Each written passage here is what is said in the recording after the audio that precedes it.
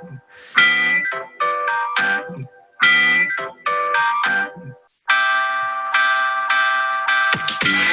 it's Joe West from the West Barn with Mike Shimshak. And our guest today, very special guest, is Craig Garber from everyonelovesguitar.com. Welcome. Hey, thanks, Joe. Thanks for having me. Thanks, Mike. We're excited to have you on. I want to tell people a little about who you are, but before I want to tell them what we're talking about. I was on your podcast, which was a lot of fun, and even though the name says Everyone Loves Guitar, it really is.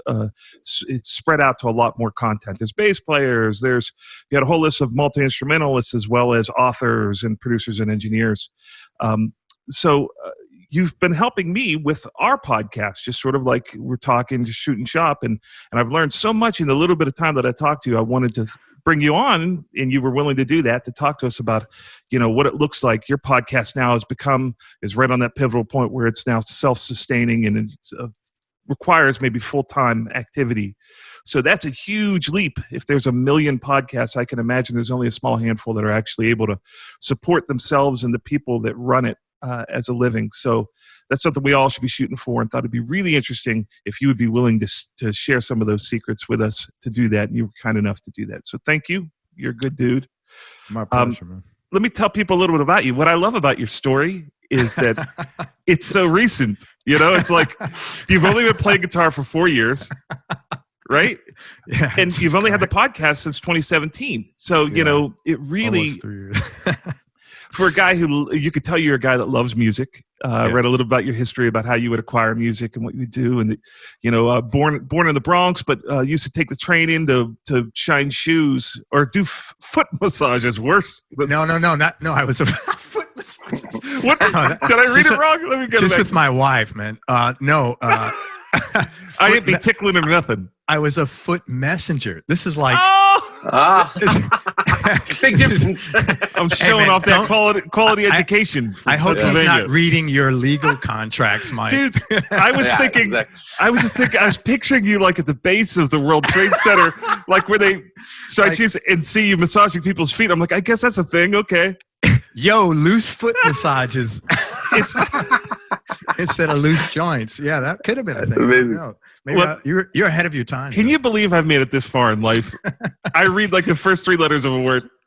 Well, okay, so foot messenger makes much more sense to me now in New York City, and it's not as creepy, quite honestly. I didn't really even delve. I didn't even judge. That's how cool I am. I didn't even judge when I read that. But just a really great history. But all through it was just you sort of kind of hustling and becoming, right? And doing these different things and slowly succeeding, just like this war of attrition, like everybody does. But you've applied that into your podcast. You've applied that into your love for music. You've sort of coalesced in everything that you've done through all the financial planning and all the sales and marketing stuff and identifying and helping people. You wrote a book, all these things finally funneled their way into your love and your passion. Yeah. We tell people to do what they do at night whenever they're off. That's what you should be trying to do for your day job, right? The things that you're passionate about. And you eventually have done that. So congratulations to you. I can't believe you've only been playing guitar for 4 years. Well, if I played, you would very easily believe it. Look at all those guitars behind you. You've got to be great. Yeah, you got some nice guitars behind you, man. Thank you. Yeah. Do you have a favorite back there behind you? Oh, the 335, for sure. Yeah, that's awesome. Do you see what I'm wearing today in honor of it? That's right. Yeah, man, I appreciate that. My Bixby. We appreciate that. That's a B7 you got on there. That's a nice one.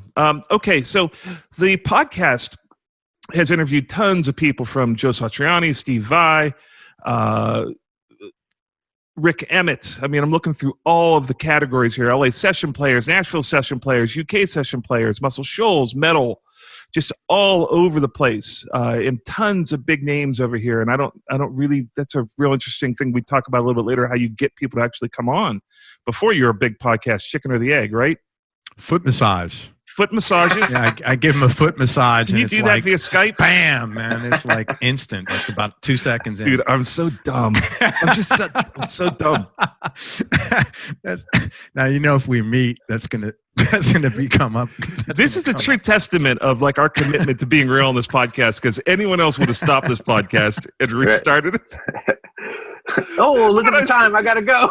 When I said foot massage, his face, he was just like, what's he talking about? Yeah. He's a pro. I'm a real pro. But also fiddle player, saxophone, vocals, keys, percussion. So all these different categories. And then now you're venturing out into things like producers and songwriters and best-selling authors. And I assume, that's because you want to be compelling and you want to tell compelling stories. It grew from just being a guitar podcast and sort of is evolving, right?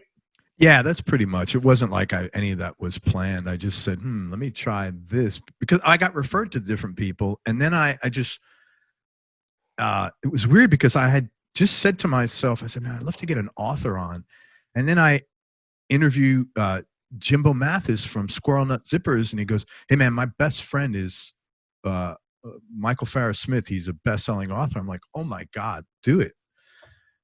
And that's the way this whole thing has worked. It's been very bizarre like that. Is this all referrals? Is that pretty 100%. much where it is now? Yeah. Well, now what happens, I get a lot of PR people and I don't really deal well with them because it's a lot of rigmarole and I'm not really good with that. And so, I mean, there's a few that I work with, but it's just extra work because then you got to do everything through them. And I'm not good with that, At what point did you reach that threshold where you started to get PR people reaching out versus, because I'm assuming you have to reach a certain status before they start showing interest. Yeah, it was really funny. All of a sudden, like a Friday afternoon, I had like 10 people emailing me, and I was like, "Oh my!" Honestly, to me, just because my personality, I'm so like, efficiency and time is, the most important commodity that you have for me, right? So I'm like, "Oh my God, this is wasting my time." And apparently, what happened was somebody that I had worked with posted my name on a PR forum, and it was everybody. But I think that was probably like, as far as number of episodes, somewhere between 400 and 500, something like that. Yeah. Well, I can tell you this: it's and you probably don't even realize this, but like I've done a ton of interviews / podcasts, and they aren't well organized. Yours, from the time you reached out to me the first time to the time that we did it and then closed out, and then your questions to me afterwards, like, hey, who do you think might be good for my podcast? And then following up, and then when you aired it and then had a Facebook premiere, and it's just like there are a million things that you're doing that might seem really natural to you but aren't in the musician lizard brain, right? Yeah. I'm pretty I know the value of building systems for things. Right. And yeah. And this is the same thing, right? This is a business you're building. So it follows the rules of, hey, put a marketing plan together and then pursue it and execute it. Right. Yeah. What is your background, Craig? I actually graduated school. I was a CPA. Oh, no. Believe it or not, and, then I got into sales, and then I got into financial planning, and I wound up working for myself doing that. And then along the way there, I started developing an interest in direct response marketing. So I wound up hooking up with a guy I lived in Fort Lauderdale at the time. I wound up hooking up with a guy who was pretty well known in the industry. Because I thought I would do well with direct marketing because I'm pretty intuitive, and I also understands what motivates people. And that's, to be a good salesperson, you have to, those things have to sort of come to you. It, like playing music, if you have a good ear, it makes your life a lot better. It's a lot less work. And so I got involved in direct marketing, and for the last 22 years almost, I've been running a marketing consulting firm and writing ad copy. So, and I've worked in like 110, 115 industries at this point. So, that's my background. So real quick, I wanted to mention this earlier on the Apple podcast charts. And I don't even know if you know this, your podcast is currently number 4 in the Netherlands for music interviews, United States in the top 50, Portugal, Saudi Arabia. So all over your podcast has the moniker of success. I mean, that is the tough thing, right? So let's face it. People that they say, hey, I've got something to say. I'm compelling. I'm going to do it. And they go out and they buy a microphone and they get together for a couple weeks and they talk to their friends. And then they've got these recordings that they're kind of like trying to figure out how to upload, and the technology and the audio levels and all that. God forbid it has video, right? So, but then they quit probably after 8 episodes, if that. Yeah. Just because it wasn't what they thought it was going to be. Tell me, like, if we want to encourage my goal here is like, okay, I could watch this podcast and I could not make the mistakes that Craig made with Everyone Loves Guitar. It's like, what is it? And now I'm sure you set up a marketing plan. Tell me how you implemented it, what you thought were maybe some of the ways it would go and the way it changed. Like, give us sort of like, help us figure out what you need to do to get an audience. We very much are like, that's what we're trying to do. Okay. First of all, make sure you go to YouTube, distribute your podcast on YouTube right away. So we always put our show on YouTube, but we didn't do video until like 500 episodes because I made the critical mistake of thinking I was my customer. Meaning, there's a thing in marketing where people will do certain things that you may not do, but there's an old adage, you are not your customer. So don't think you are.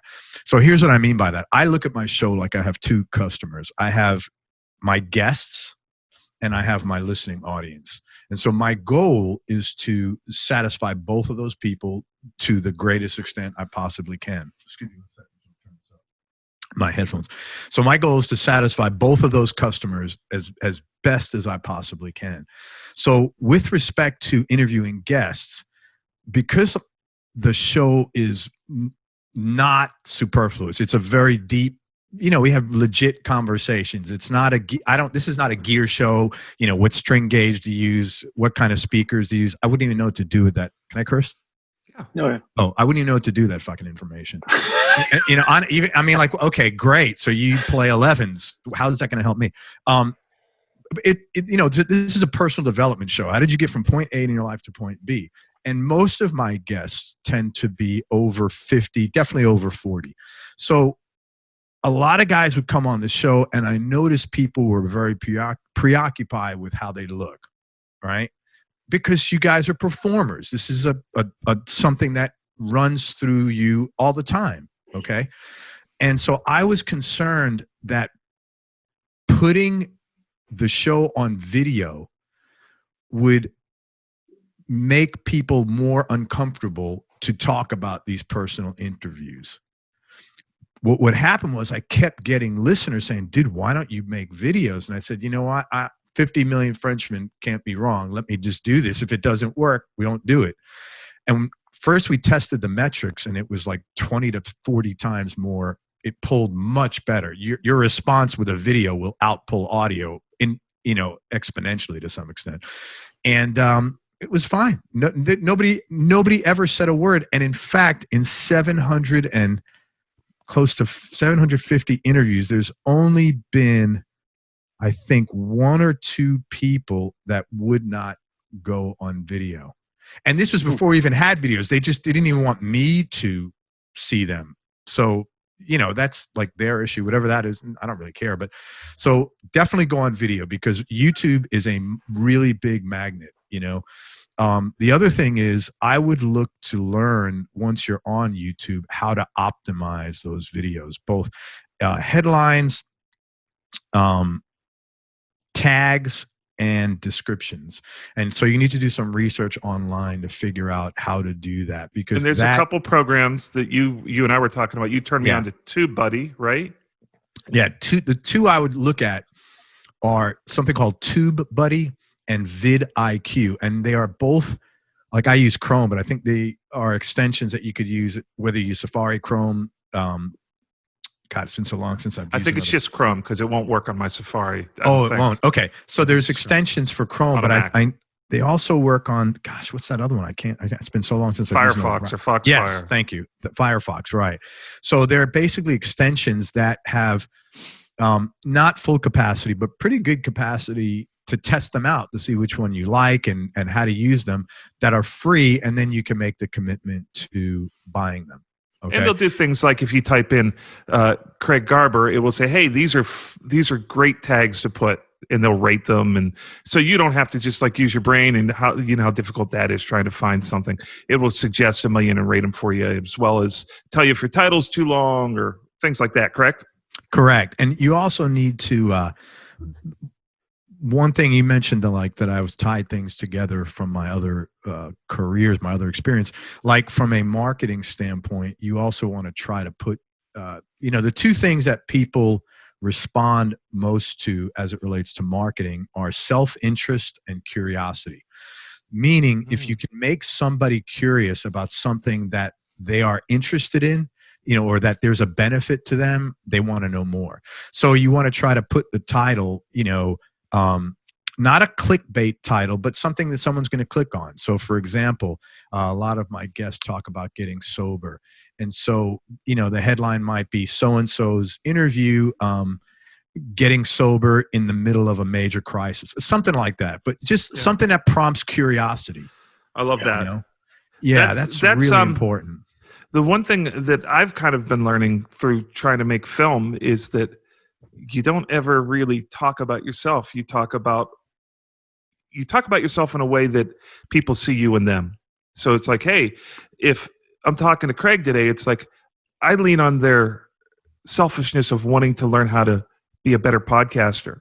But they get to learn about you, and the whole thing is about you. But the reality is they see themselves in you, what they can get out of it. Which has been content. It's been a huge change in the way I make films or the stories I try to tell or how I try to tell them, even as a songwriter. It really has changed my perspective on that. Real quick, let's go back because so you make a podcast, you have audio files, you may have video files. Okay. So are you using Libsyn? Are you using something to manage your podcasts? Let's start from the beginning, because that would kind of be the beginning, right? Yeah. So there's a bunch. So the way podcasts work is there's literally hundreds of apps and hubs that distribute podcasts. So you can't, I guess you can manually, upload 100 different things, but there's no sense in doing that. That's like, it just doesn't make sense. So you have to look at yourself like a distributor of goods and services, right? You can sell through a retail store, or that has access to thousands and thousands of customers all across the world in hundreds of stores, or you can sell one unit at a time to each of those customers. Now, you'll make a little more money, but you probably won't when it comes down to it, because your customer acquisition costs, you got to compete against the next guy. Don't do any of that shit. Stick it in Target, let them do the work for you, and you make less money and you're a wholesaler. So you have Which ones do you recommend? TVs? No, which ones do you recommend as distribution centers for your podcast? Right. So I've always used Libsyn. Yeah. And the reason I went with them is because, number one, they've been around the longest. And in the last 3 months alone, which I'm sure you know this, there's been over 100,000 new shows a month. Because why? Everybody's home. It's COVID. Man, I'm going to do a podcast. And so literally in the last 3 months, there's been over 110,000 new shows a month. Oh, wow. Yeah. So what happens is it's kind of like, when anything, back in the, when large cap stocks were hot in the early 2000s, what was everybody doing? Becoming a stockbroker and a financial planner.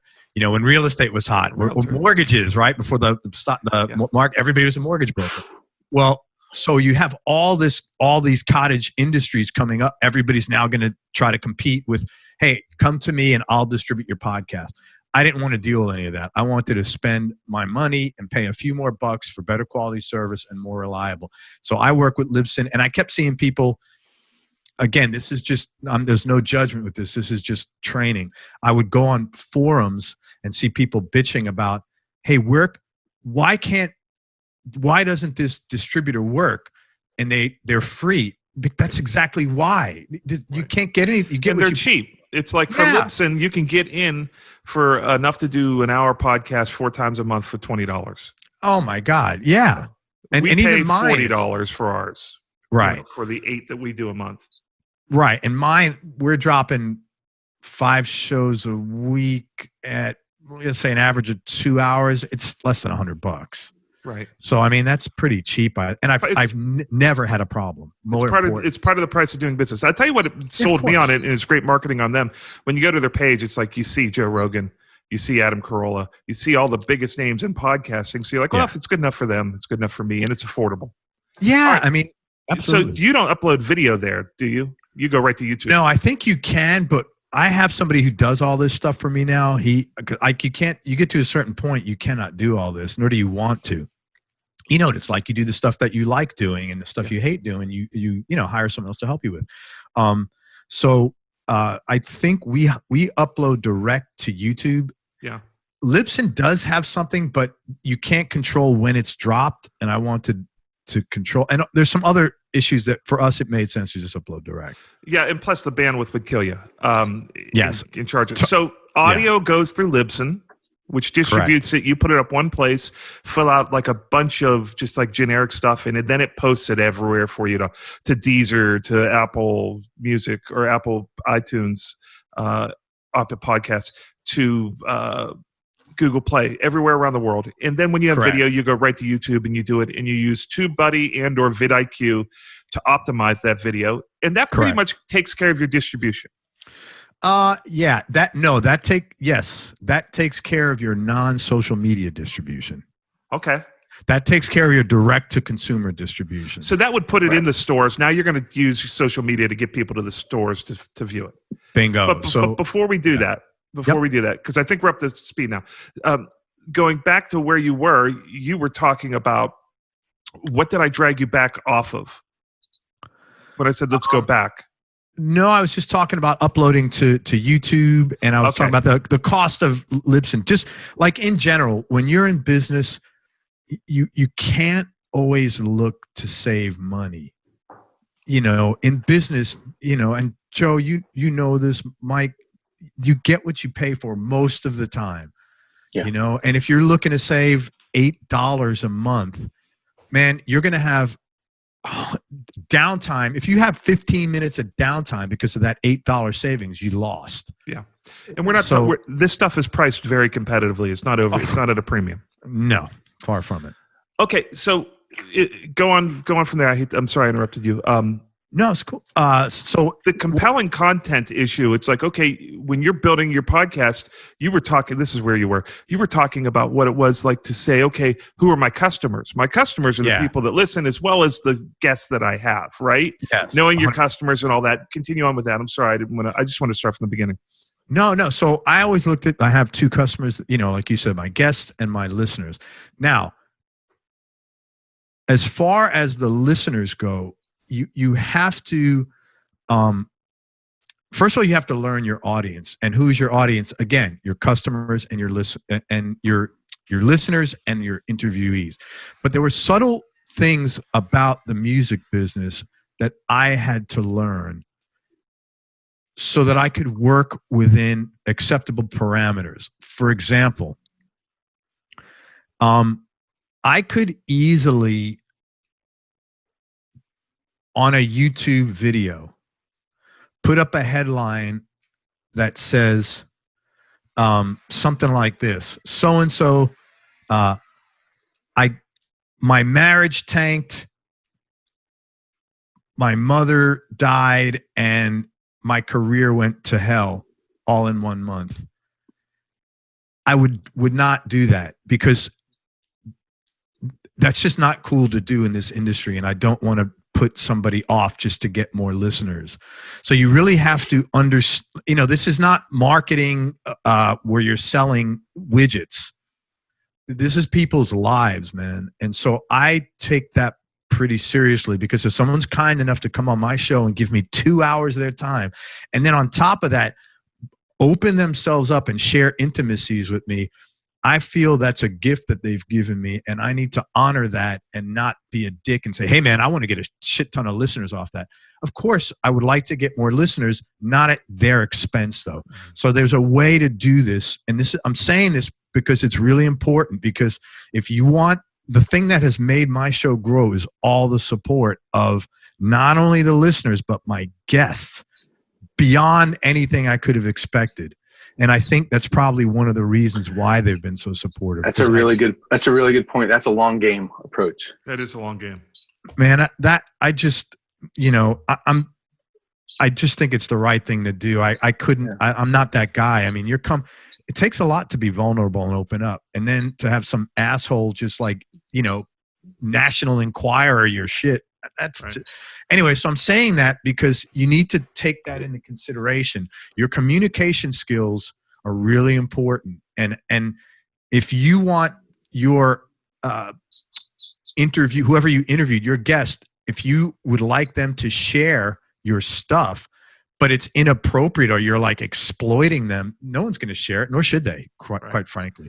Good luck getting guests. Yeah, good luck getting guests. And just like, why would, so you really got to think of these things. And that's why you have to know who your customers are. And I've known since day one, that's who my customers were, both of these folks.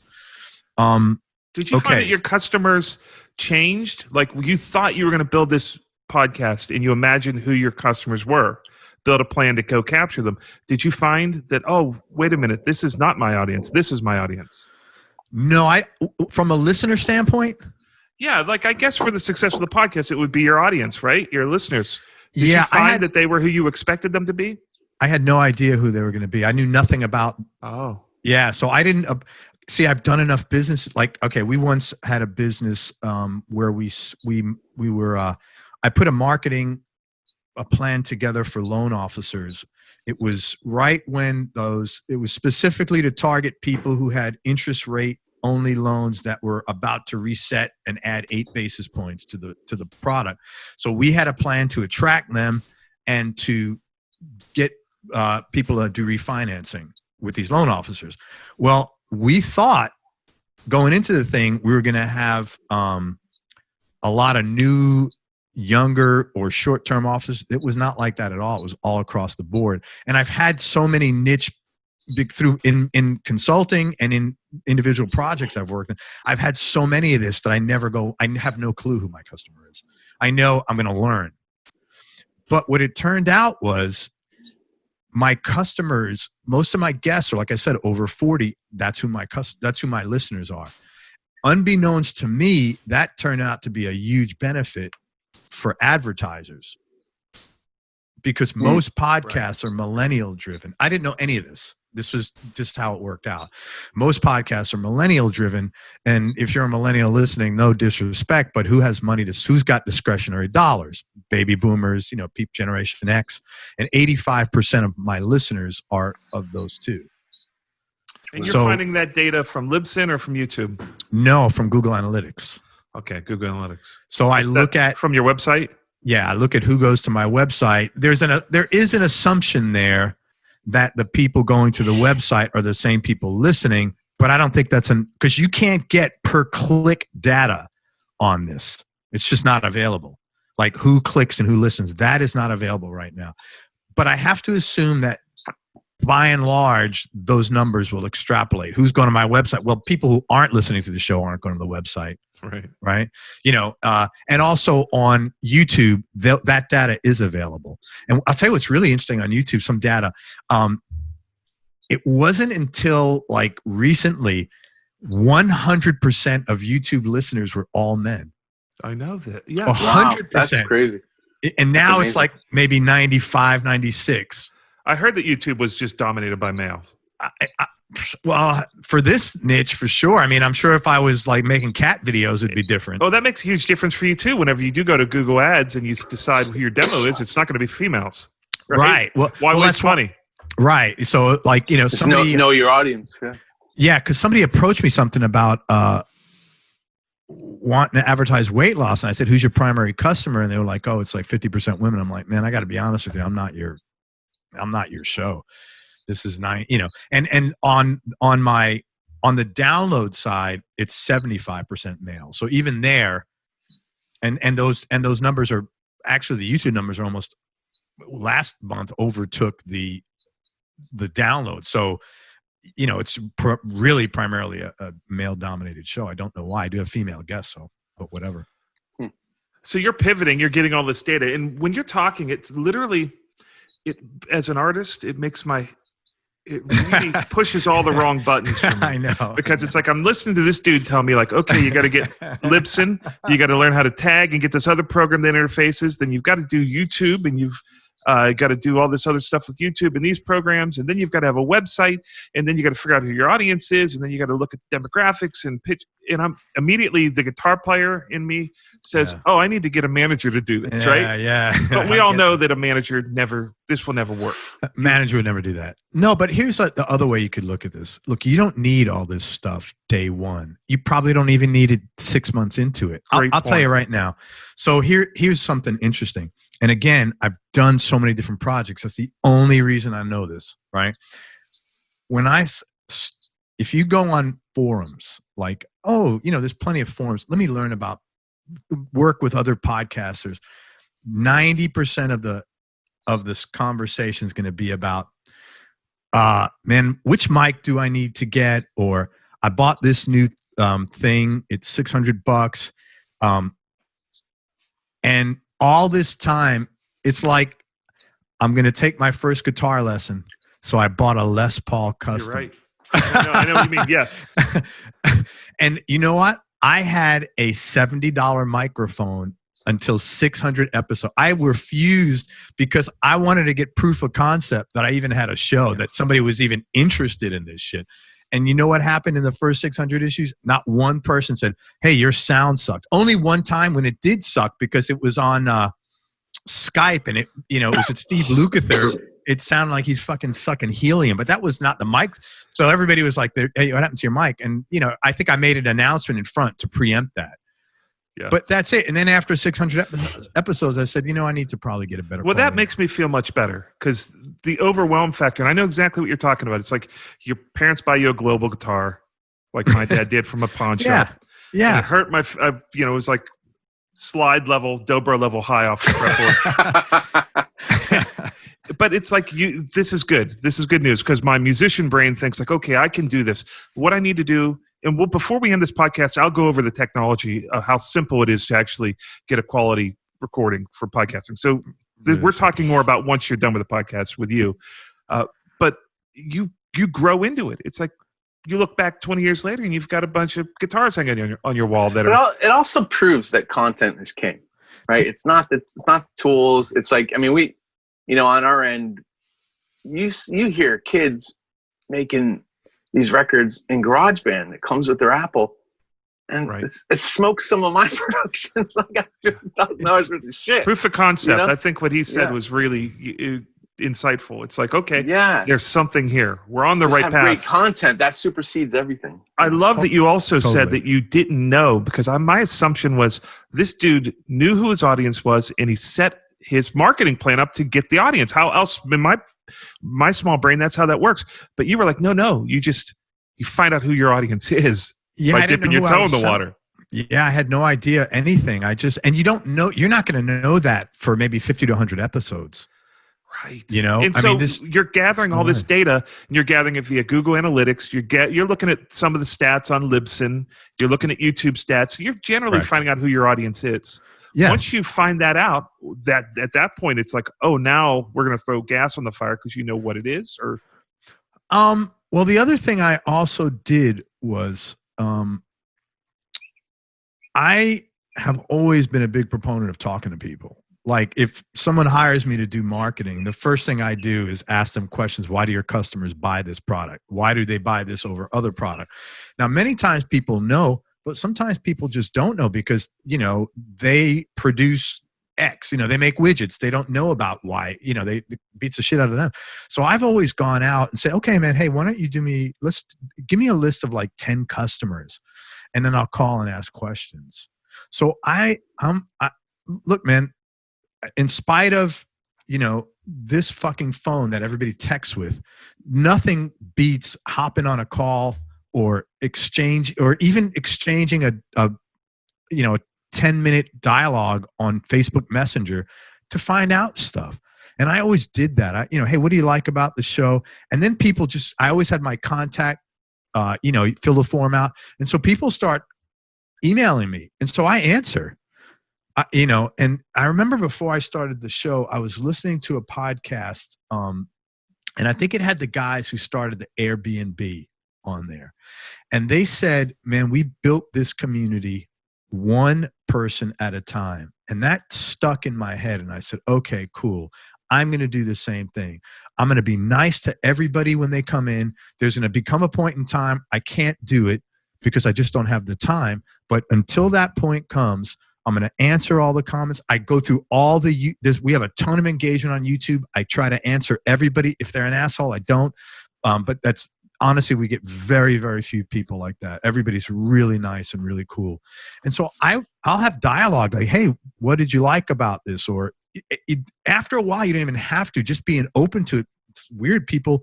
And I think because of the nature of the show, because it's a very open show, people tend to like, I'll get, I listened to this story. I just want you to know it touched me because I had this and my grandfather did this and and I knew this guy.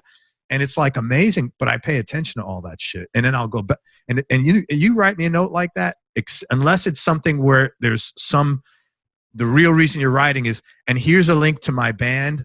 Can you check them out? Which, look, I don't have the time to do that. I'm sorry.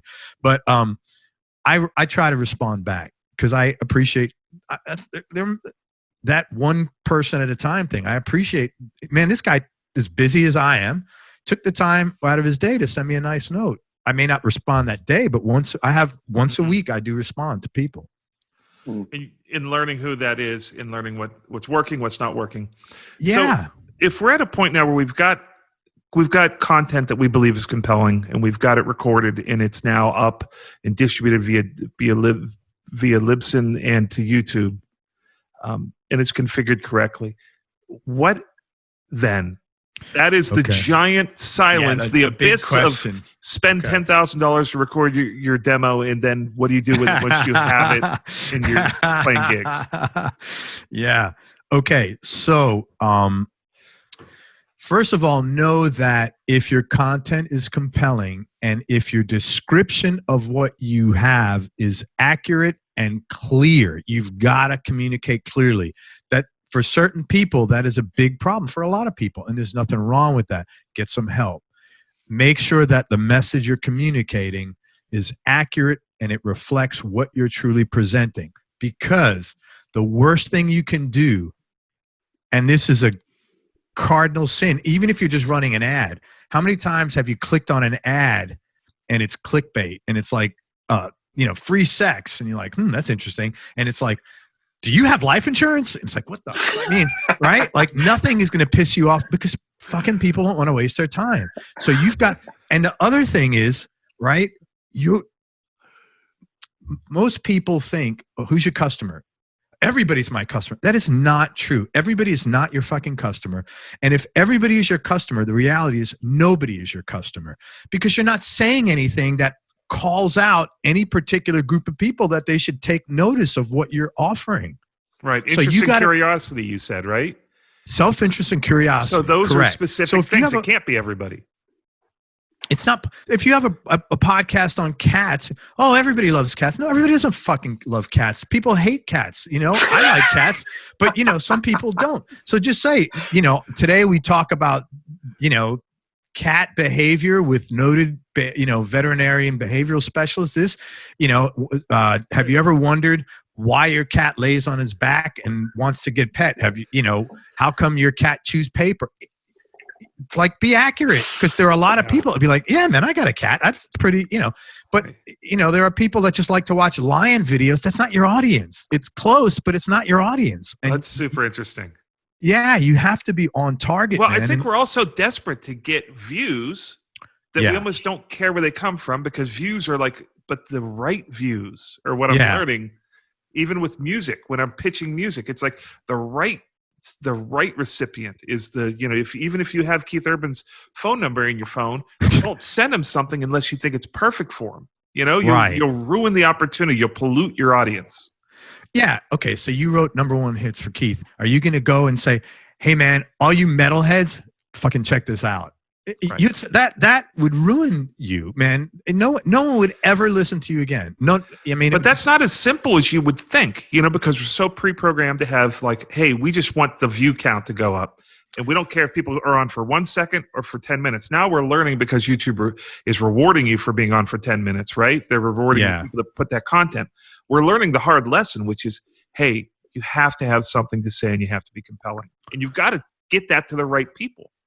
Yeah, and look at it Very like this. nuanced. You don't just want views. Look at it this way. You're looking to hook up with somebody on a dating site, right?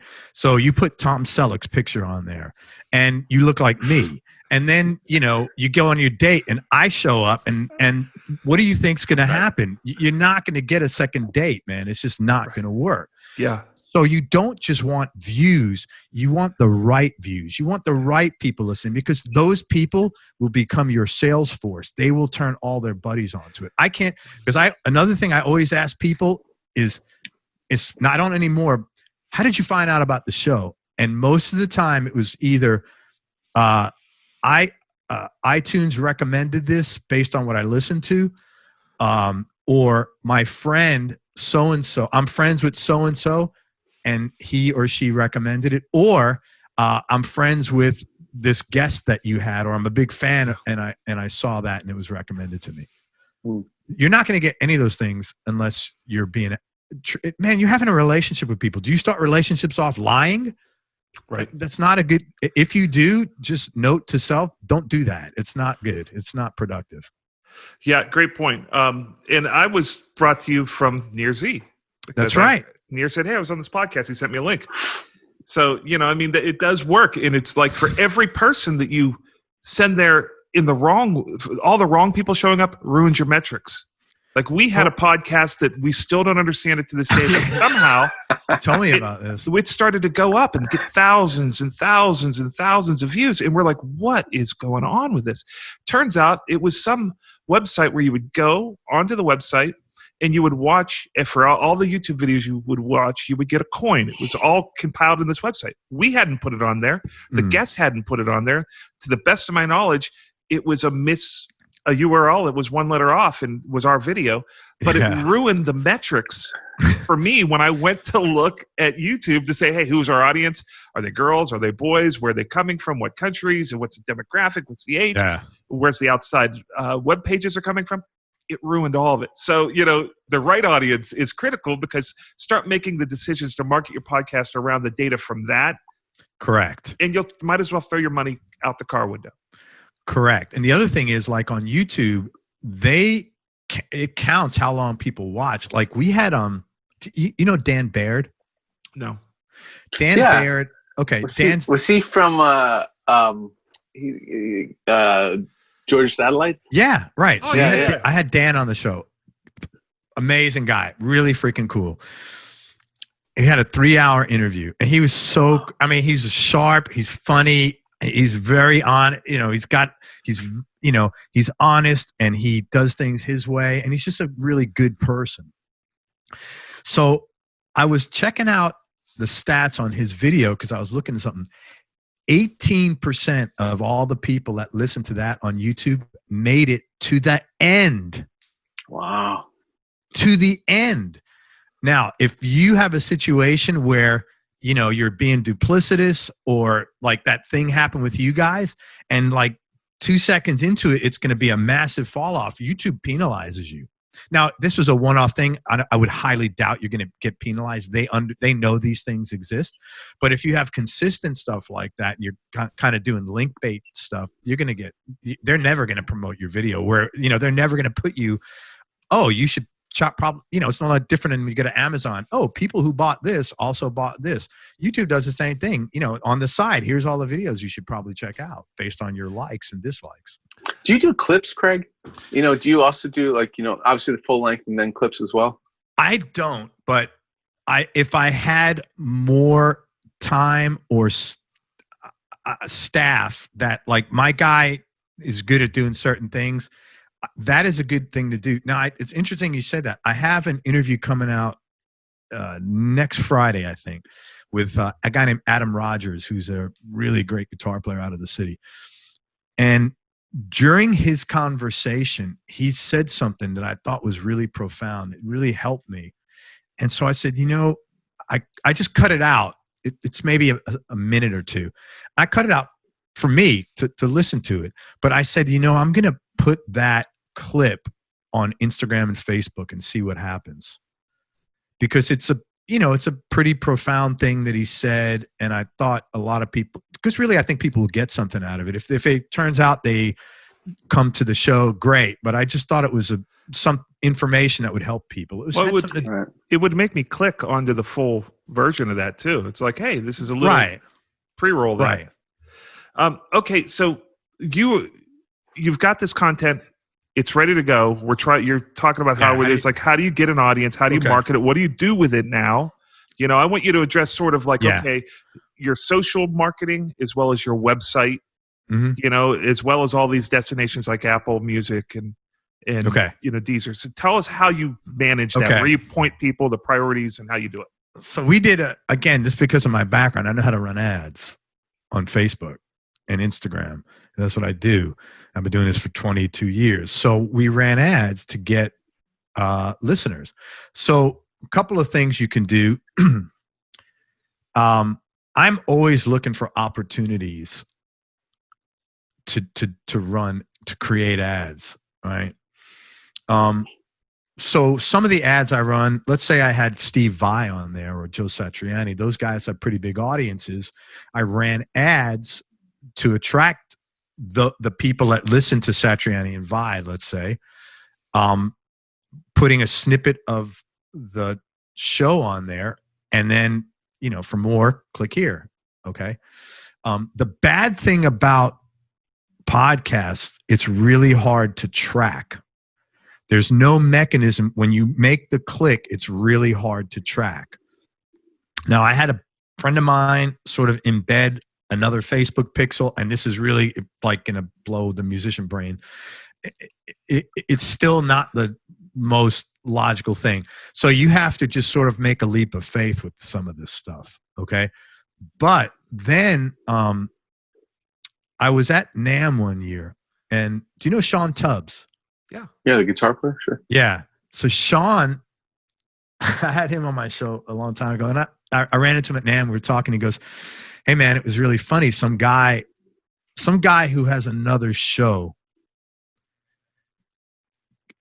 some sort of show. I don't know what he does. He comes up to Sean. He goes, 'Who the fuck is this Craig Garber, and how does he get people to talk to him for so long? And how does he get these big names?' And like, I never thought of that because I don't want to think about that. But you know, he goes, he's not in the music business. You know, I'm not even a good guitar player. But so I wrote an ad that said something like, I could pull it. The headline said something like, who the fuck is Craig Garber? Yeah, right. Who is Craig Garber, and how does he get all the? Genius. I tested Genius. a bunch of headlines. That was one of them. Another one was why do guitar players love this man? Another one was, why do guitar players hate this man? So I ran a bunch of ads, and it basically said, like, you know, what that guy said. I'm like, okay, let me try to run that as an ad. You know, he you know, how does he got, and at the time it was only like 200-300 guests. How does he gotten all these names? And I listed some of the bigger names I've had on the show, and we got a bunch of clicks on it because you get to test your performance of the ads. And then I got a control and I ran it. So you have to run ads. It's like anything else. People don't realize this. You know, one of the first questions when someone hires me to work with them is, you know, how much are you paying for, you know, what does a customer cost you? And they're like, huh? Like, what does a customer cost you? For you to run advertising and get a customer, what does it cost you? And the reason why that question is so important is, if you're selling pack of gum and that sells for $2 and it costs you $7 to get a customer, that's not a business. You better find another way to market this stuff, because that's not a business that's sustainable. You know, and I know there's one guy out there saying, yeah, but if we sold like 100,000 of them, it'd be really good. No, it's not. The math doesn't work, right? So you have to sort of, in the beginning, when you're not having advertising and all that stuff, this is an investment you have to make in yourself, in your business. Great point. You know, but I was fortunate because there's not a lot of guys running ads like that. You know, I don't think the competition's real heavy. If you are in a cat podcast, it's going to be thicker. So if you're selling life insurance, if you're a tax accountant, but at the same time, the customer value of a life insurance policy, average life policy, may be worth $3,500 for you, which means you could afford to spend $3,499 and still be profitable.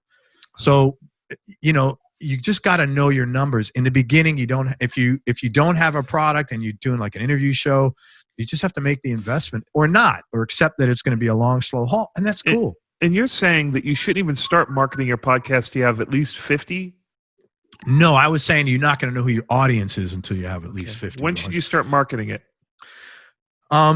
Depends what you're selling and how much it costs for the ads.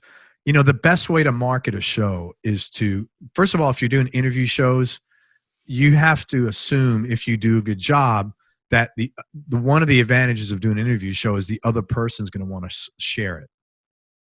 So that's free marketing in a sense. Mike, your jail picture is up there. Yeah, sorry. My phone, my battery's getting a little low. It's all good. So that's one advantage of doing an interview show, which I did not know going into this. I realized that, oh, this is cool, man. If I was just like talking myself, which I wouldn't get much joy out of that, nor would anybody else, I think. It's who's going to share this. But, you know, when you do an interview show, that's one benefit. But if you're doing, I don't know, you're a mortgage officer and you're a loan officer and you're going to talk about mortgages, I would encourage everybody to have interviews because, first of all, it's fun. You get to learn a lot by talking to other people, a lot more than you learn by not talking to anybody, trust me. And if you do a good job, they're going to promote this as well. And then it's cool. Then it becomes like, hey, man, how do I diversify? How do I get different people on the show? This was fun guest. You know, can you turn me on to anybody? Or I should have this person. And your listeners don't go stale either. They're like, man, even in the newscast, it's 5 or 6 different anchors. It's not the same. You know, even 60 Minutes has 3 anchors in a show. You know, can you listen to Mike Wallace for an hour? Probably not. So for all those reasons, when your interview shows are good. When you're advertising, are you advertising for them to go to your website, for them to go to Apple, for them to where are you pointing them? Are you pointing them for subscriptions and like, hey, like and subscribe, or what are you pointing at? That's a good question. For me, I had a website since day one, and I have all the shows on the website, and beneath each, again, some of this is a leap of faith. So I would drive them to the web page with the particular episode. Let's say, you know, I'm marketing to your guys. So here, Joe West's episode is here, and right underneath it says subscribe. So you can subscribe. Now, here's where it gets tricky. I know my audience, 90% of them are on Macs. So I don't have to worry about listing all the Android places to subscribe. I don't even list any of them to me. I think I may have Google Play. But most people don't have that luxury. I'm in the entertainment field, so most people in the entertainment business are on Mac. Again, this is just happenstance. I lucked out with that. But if I didn't, I would have just had 6 or 7 different places to subscribe. So, you know, your ads point them to the website. The website points them to subscription services like Spotify and whatnot. The website has the actual show on it, so you could listen right there. And then if you like it, the subscribe thing is right underneath. And do you ever run ads to get people purely to subscribe to their particular provider? Like, hey, this is a push to get people to subscribe to Spotify or to Apple. No, I do not, because my thoughts on that are, first of all, I don't think you can, I would only want to do that. Let's say I'm driving to Spotify. I would only want to do that if I 100% knew the audience that's looking at my ads was listen to podcasts on Spotify. You know what I'm saying? Gotcha. I think so. Because, okay. So look at it like this. If you listen to podcasts on iCast, on Cast, which is an app, and you see an ad to subscribe to something on Spotify, you're never going to click on that because you don't listen to shows on Spotify. So I would you don't mess with that.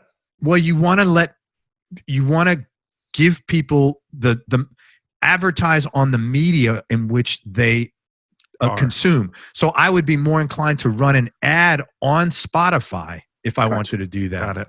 Now, the reason I don't do that is because and I don't know if anybody doesn't know this, the reason why Spotify has made such a massive push into podcasting is as follows. They're getting, I have Apple, so I don't know what they charge. What does Spotify charge monthly? Do you know? I think 11. It's like, Okay. it's like $10. Okay. So they're getting $10 a month from you, right? Now, appreciate that every second you listen to Spotify non-licensed products is free money for them. If you're listening to a podcast, they don't pay any money out. There's no licensing fees. There's no royalties. So they set this up to capture these people because they don't have to pay a dime for it. So they're investing in their infrastructure. And many of them will then become Spotify subscribers and start listening to Spotify music. So it's just a way, it's free content. Yeah, I never thought of that. Yeah. That's why a lot of these companies have done so this. when you advertise, do you advertise specific episodes or the channel? No, I advertise specific episodes because self-interest. Okay, great. If I'll super great to target. know. Yeah, I'll target. So always fan drive base. towards your website. Well, that's for me. Yeah, but I have a website. Some people, I don't think this is smart. Just from a marketing standpoint, I'll tell you what. Some people drive. Libsyn gives you a page Right. that you can do. I don't think that's smart because you have no control what's on that page. The fucking link is like as long as the Emancipation Proclamation, and it's like, don't do that, And in fact, we use like this thing called Bitly, and so and I bought the domain elg.fun.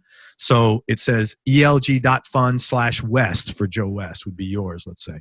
And that's something like Bitly makes short URLs. Correct. Yeah. Yeah. And then I bought that fun extension because that's going to be like, oh, this is fun. Who's going to be skeptical about that? Go to elg.fun. Okay. There's no it's, you want to Smart. Very smart. or you just want to do things that everybody's on guard, man. And they should be, right? You want to just try to put as less obstacles, which is another reason I wouldn't advise you driving to Libsyn. Now they're at Libsyn, then they got to go find where to subscribe. It's too much work. No one's going to do that. It's always really bothered me that you're going to put 10 grand a month into Facebook ads and they're going to control the platform. You're going to grow a YouTube channel to have 6 million subscribers, and then they're going to pull the plug on you because of whatever, or YouTube goes away. It's like to build a business on those sites always felt wrong to me because it just felt like, man, we're paying for all the brick and mortar here and we don't own any brick and mortar. So I like the idea of driving to your website because you always own that URL. Yeah, you control that. And the ad, that post will stay there forever, even if you stop running the ad.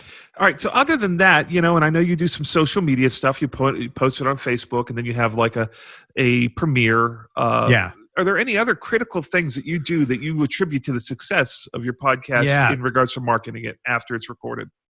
Consistency. You have to do things very consistently to get credibility with your listeners.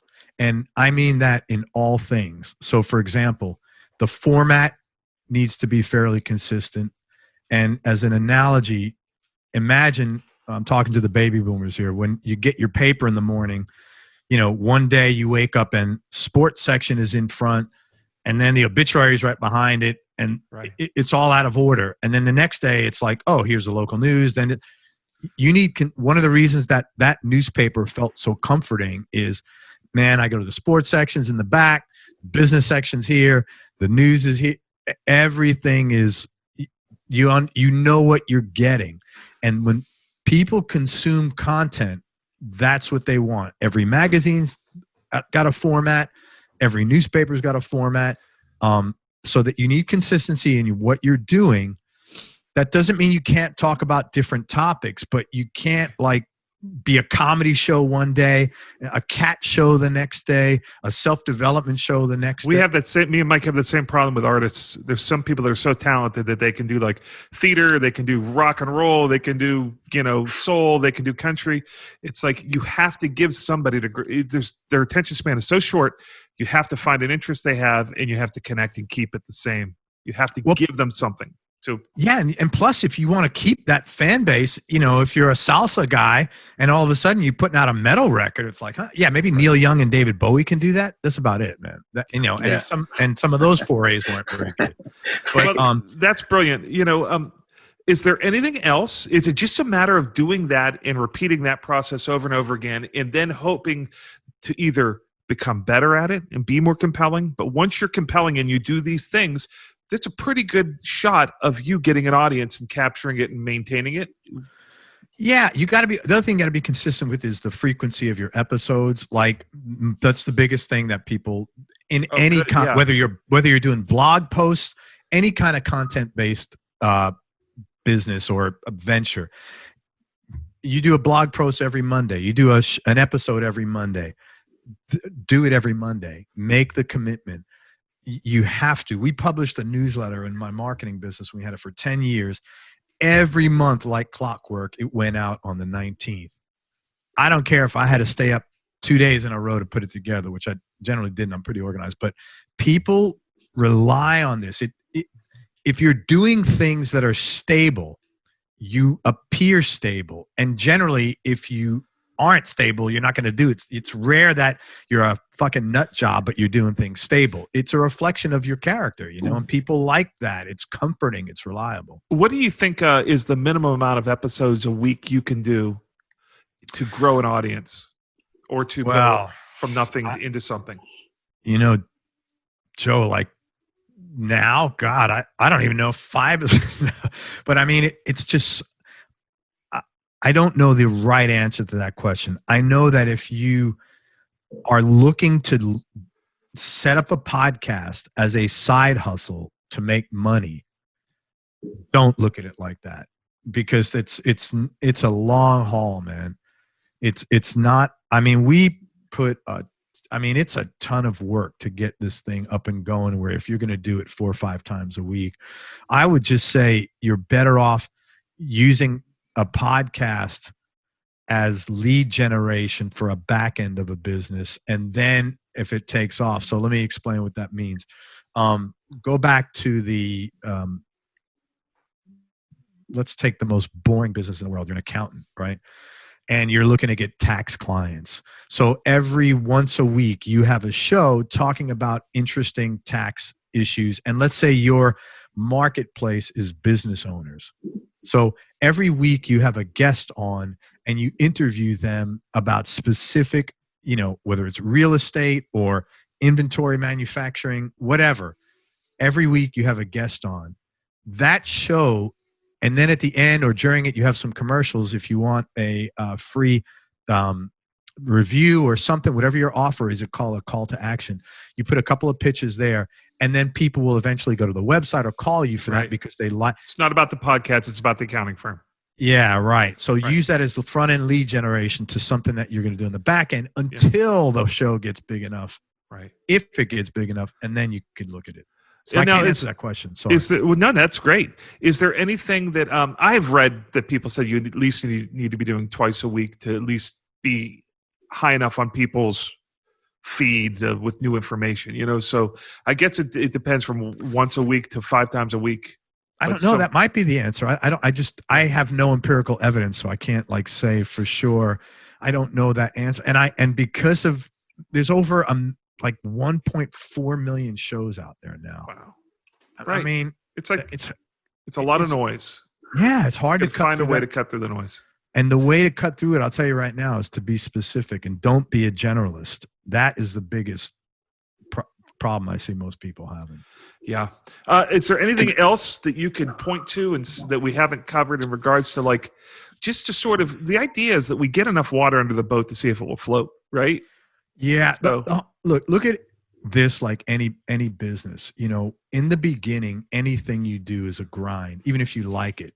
And I always look at it that you're trying to get this airplane off the ground and get it to have enough momentum where it's self-propelling. That's a grind in the beginning. I don't care what you're doing and how much you like it. There's a lot of shit work you got to do. You don't know, you don't have most of your answers. So you got to either guess, ask questions, make choices and then test and see how it goes. Get feedback, talk to people, talk to your listeners, tell people on there, hey, we'd love to get your feedback. If you enjoy this show, let us know. If you have any ideas man, don't be afraid to ask for help, because you're going to get now, it doesn't mean everybody that emails you need to listen to, but ask for help, because you will get some intelligent responses out there and people that really are serious and they like your stuff and they want you to succeed. The best thing you could do is, I cannot tell you how overwhelming all the love I've gotten from my listeners and from my guests. It's I had no idea this would happen. And it's been a wonderful, if this thing ended right now, I would have gotten far more out of it than I've ever. You have a tremendous gift though, man. You're super easy to speak to. Oh yeah, I don't think you are. This is not a coincidence. Thanks. Yeah, and I think I'm gonna get my wife in here. She agrees with you. a lot of the things that you think are second nature, and maybe you're part of just like the kind of person you are with your diligence and in being organized. A lot of those things don't come to musicians, but I thought it was really comforting when you said it's like, just start, just pick up a guitar and play it. Don't worry about the strings. And it's like, find the love there, and then like realize, I need to get a guitar where the action's a little bit better. Or I need to get something that's an electric guitar. I got to step up to this or that. Figure it out as you go. It's very, very doable. Real quick, to touch on the technology point, the technology involved in making a podcast is super simple. You correct me if I'm wrong. All you need is a dynamic microphone. There's different kinds of microphones, condenser mics and dynamic mics. Condenser mics need power. So like anything that requires 48 volts or anything that would require a tube and a power supply plugged into the wall separately, that's a condenser mic. You really don't want those for a podcast because they are so radiant. They listen a lot. Their pattern, what they're listening to, is a lot broader. You want something like this, which is a dynamic mic that's focused right on you. You can use an SM57. It's good enough for the President of the United States. When you go to see the pulpit that the President speaks on, they've got really interesting filters on them, so you don't recognize them as 57s. But those are two SM57s pointing at the President with those longer filters on them. You can use that's a dynamic mic. So find something that doesn't require phantom power. That's a very narrow pattern that rejects outside noise, and a little interface. I mean, that will get you started. You can worry about compressors later. You can worry about, these are probably $70 set of headphones. You can use in-ears, whatever it takes. You're probably about $200 to get started with an interface and a microphone and a mic cable and a mic stand. Can I say the mic that I used in the beginning? It was like 60 or 70 bucks. I got an Audio-Technica ATR 2100 USB cardioid dynamic mic. It plugs right into your computer. You want the 2100, not the 2500. I found your mileage may vary, but I like the cardioid mics better, just how they pick up my voice. And I kind of I like my voice is, I guess, more deep, and I just liked how it resonated. But when I got this mic, I had to go through 2 or 3 of them because your voice is different. But don't worry about that. But just try that Audio-Technica. I think if you get a mic that is USB, then you don't even have to worry about the interface because that will go right into your computer. It goes, literally right into your computer, man. And the important thing he said was dynamic. Always look for dynamic. You really don't want a condenser, even though some people do it successfully. If you're doing it from your house, where someone might be running a vacuum cleaner in the next room, you might see a guy like Louder with Crowder. That guy has like a condenser mic, I believe, but he's in a studio where it's very much controlled. So super simple. I think the goal is to get started, like what you said. Just get started. And I just want to say one more thing. I really appreciate both of you guys like saying compliments, but I also want to tell people, I had to work real hard. I mean, these guys were very kind and they said I'm easy to talk to. That was not my nature. I had to work and I'm 56 years old, man. It took me a long time to learn how to communicate and to get some inherent quiet inside myself so that I could probably be like that. So if you're not like that, that doesn't mean you shouldn't do a show or anything for that matter. You could learn these skills or any skills you want to learn. So don't, say, well, I'm not good or I'm not outgoing or whatever. You can learn these things and it's very possible. So lastly, choose happiness, right?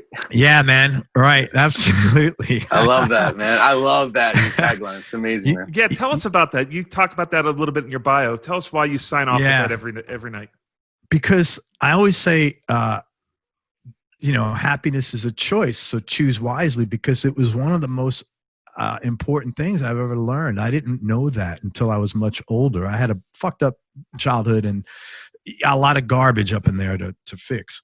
And I didn't know happiness was an option. It was that simple. And when I found that out, it was like, it gave me like a superpower. And it was so important that I thought maybe somebody else might benefit from that. And, I can't tell you how many email messages I get. That says, it's something like, Craig, I like your show or whatever, but I remind myself every day when my feet hit the ground that happiness is a choice, and I'm going to choose happiness. Now, so I'm so happy that it resonates with other people. It's fantastic. So simple, right? It's just, it's simple. What is the expression, Joe? It's simple, but it's not easy, or something like that. Yeah. I buy it. I mean, I think it's compelling. Sometimes we need to be reminded. Sometimes people will say the simplest things that will change the whole world for you. And happiness can be a choice. You decide what you're going to let yourself do. And it will get you in and out of situations. It'll steer you, point you in the right direction every day. And whenever you go to bed at night, you might be overwhelmed, but you can wake up the next morning and say that again. That's a beautiful thing. We get to start over every day. And I learned that from you guys, from all the creators I've had on my show. And I have come, because all you guys, nobody goes into music to make $1 million. And the amount of joy. They might go into it, but they don't stay in it. Yeah, they don't stay in it. Right. Good point, Mike. Yeah. But the amount of joy that I've seen all my guests have has just like validated that for me, 750 times over, to the point where I've changed I made sure I communicate this to my kids, and that they make better choices along those lines. Because I think, as you said, Joe, for the long game, it's just a healthier, happier life. Well, I'm glad that you've made your way all the way from being a foot masseuse at World Trade Center. Yeah, man. the seedy underworld of foot massages down in the lower If part of anybody Manhattan. wants a foot massage, you could deposit some money into your computer. I'm going to give you a Bitcoin for a good foot massage. That's classic. You went the long way around, but you've done the thing that is so difficult, which is finding purpose and happiness in the diligence of what it is you do for a job. So, watching your pathway going through financial consulting and everything that you've from the beginning in marketing and writing the book, you finally found a place where what it is you do at night after you get away from work is what you do for work. So congratulations on that. Thank you, man. Thank you so much. And thanks for being a part of it. I really appreciate it. Yeah, brother. We appreciate you so much. And for sharing this. This is the stuff. I remember I worked at the post office during Christmas break at the General Mail facility in Pittsburgh. And I was one of these new guys hoping to get brought on to work at the post office and have a good job, because Pittsburgh, that's a great job. And I can remember this guy, me asking him a question, and him saying, "Man, I got mine, you get yours." Like, he wouldn't tell me. He wasn't going to tell me. And this is like, it's not like anybody's like, there's a hierarchy in the, the General Mail facility in Pittsburgh. It's not a glorious job to attain. He was just like, I know how to do what it is you need to do, and I'm not going to tell you. Yeah, and I thought to myself, I don't want to be around people like that, and I don't want to be that person. So today there's you've no proved us. secrets, man. There's no secrets. And you know what? Somebody helped, maybe 30 different people helped me. I'm happy to put this out there if I save somebody some time, Well, I think there's a lot of valuable things there, and we're going to go forward and start. We don't market our channel at all, and we're going to start to do that, and we're going to start to use some of the things we learned today. So Awesome, thank you for that in advance. Thank you, Craig. Pleasure. Appreciate Thanks, it, man. Mike. Thanks, All right, Thanks, pal. Joe. Signing off from the West Barn. We'll see you next time.